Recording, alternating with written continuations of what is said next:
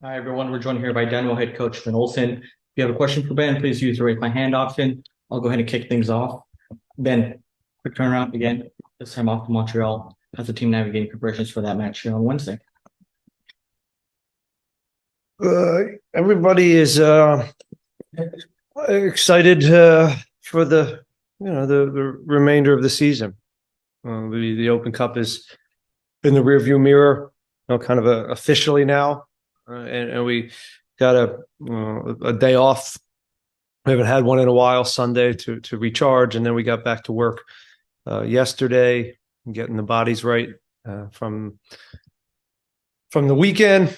And this morning, it's all about Montreal. And over the next 2 days, preparing for what is going to be a very hungry team is looking to get into the postseason. And that's been the case for most of the teams we're either playing or have played. And so we should expect their best shot, their best punch, and a very dangerous team in a tough place to play. We think we have a lineup that is a good match in certain areas, and one that will allow us to kind of navigate the week.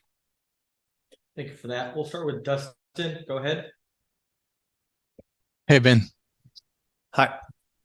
Hey, Dynamo struggled in the past in Montreal. I don't think they've ever won there. You've played there a lot in the Eastern Conference. What is it about playing in Montreal that's so difficult? It's difficult to play everywhere away in this league. I don't know if Montreal is any different in the difficulties of going against a home crowd and a team that knows their environment really well and feel comfortable there. And so that's kind of what we're up against.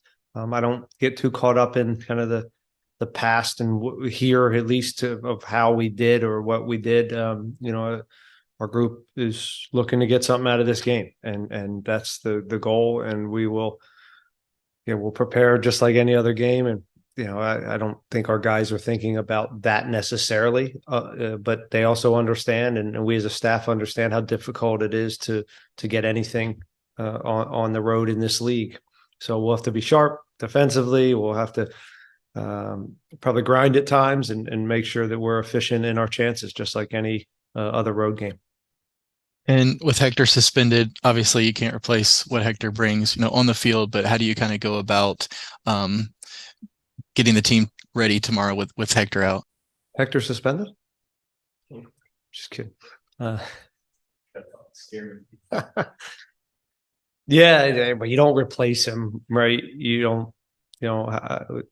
Very, very few teams have the luxury to replace a player that is that important to the team. So we put other guys in, and that maybe have different qualities, and maybe we have to go about the game in a little bit of a different way. However, it's still about that we still have a lot of depth, and we've played without him before. For one or two games, and then also there's been times that he's come out of the game, and we've had some different looks. Now the good news is we have a lot of players that have gotten minutes and feel comfortable and are chomping at the bit to get onto the field right now to prove that they belong in that starting group. So that's a healthy thing. I think we've been able to use a lot of players and throughout the season, both trusting them and also out of necessity. Sometimes it's just that's the next man up, and so we've gotten minutes and we feel comfortable with guys coming in, but we don't have a like for like player for Hector. Thanks, Ben. Sean, go ahead. Ben, as you mentioned, Montreal's going to be very hungry if they look to make the playoffs themselves. What do you think will be some of the keys to this match? What do you have to do well? What do you have to take advantage of as far as they go? I don't want to get into too much of the game plan. So I'll kind of generalize what I was saying before. It's just taking kind of the energy out of the game. And sometimes we can do that with good possession and simple soccer and combinations, and but also understanding that they're going to have high energy and they're going to press, and at times we need to relieve that with some physicality and some vertical ball. So just finding the balance of what's there, and then like most road games, your box defending has to be high. You got to get a couple saves, and you got to, as I said, be efficient when you do get chances. You don't get as many on the road historically, and so you have to be even that much more cutthroat when you do see those looks. And against Dallas, we weren't cutthroat enough. We didn't see a few plays out that could have got us the 3 points. And so that's something that, for the most part, we've been pretty good with that. But it's that has to be the case if you're going to get points on the road.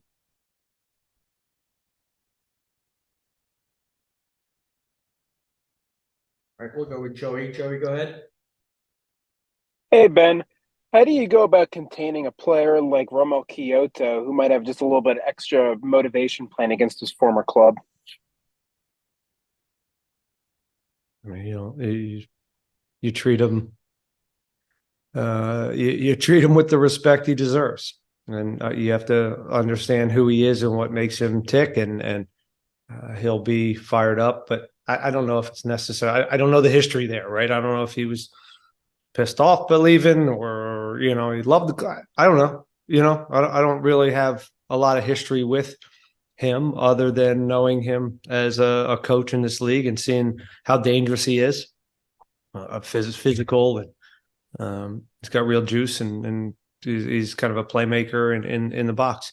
So we'll have to. They have a few players in that mold, and we'll have to be sharp and all that stuff, and keeping guys in front of us. And again, the physicality has to be at a certain level to deal with players like him. But he's a handful. It seems like whoever you put into this back line lately has been coming in and performing. How much of a headache is it now to pick the best back four and keep balancing the minutes? Well, it's less of a headache if you don't have a lot of good options. So, as much as I'm like, oh, okay, maybe it's this group, maybe it's that group. And again, it's better to do that than have not a lot of options. Teenage coming back in has been a big help. And, we've had a lot of games, so everybody feels a part of it and feels that they're contributing. And that's a great thing as a coach when everybody can get their minutes. Now, at some point, it'll be week to week, and we'll have to be more selective in that back line. But until then, it's kind of, share the wealth, and hopefully that everybody, that quality back there and is contagious. I think Steve does a good job with his voice, and the options that are there have, as I said, organically or by default, have gotten a lot of minutes this year, whether it's Ethan and Daniel, and now Teenage coming back in so many games. So the people bitch about the season and all these games. I don't mind it, really. I mean, it's as long as, but we're lucky we're deep, and we're able to put guys in and try to manage these type of stretches. Thank you so much, Ben.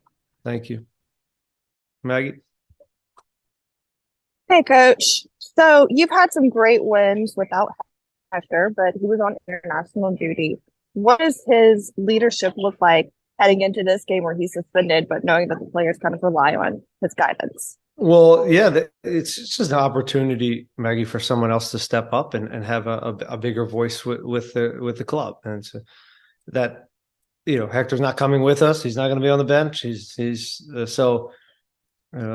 is, what happens when a guy like that is out is kind of your next guy comes up and has a little bit more of a presence. And then that third guy that, maybe he now brings a little bit more to his presence, overall presence. But really, it's about guys, when the whistle blows, playing at a high level. Because if we do that, again, you can't compensate. You can't like for like missing a Hector Herrera, but everybody can add a little bit more to what their game is offering, and that at least gives you a chance to get a result. And as you said, we've done this before. We've played without him before. It's not ideal, but it's life. You can never play with your best player every game in modern soccer. It's impossible. And he's a big part of it. But I think the guys are looking to prove that we can also do this without him. Got it. Thank you. We'll wrap up with that one. Thanks, everyone. We'll have video resources later today.